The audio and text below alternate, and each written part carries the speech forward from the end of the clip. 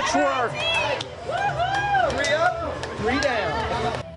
All right, check out what NBC4's sports director Jerod Smalley was up to tonight, stepping up to the plate for the annual WNCI charity softball game at Huntington Park. Yeah, Jerod sharing the field with the Backstreet Boys, along with a group of local celebrities. Thousands of fans turning out, and before the game, Brian Luttrell of the Backstreet Boys gave Jerod some coaching.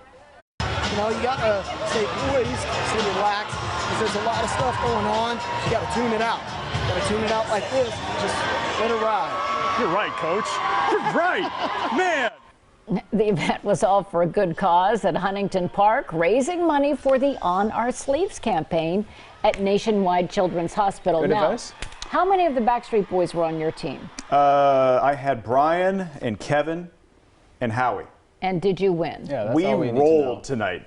We crushed. There you go. The NCI folks, you all are awesome. And that was so fun. Dave and Jimmy, that was such a nice event, and it was for such an incredible cause.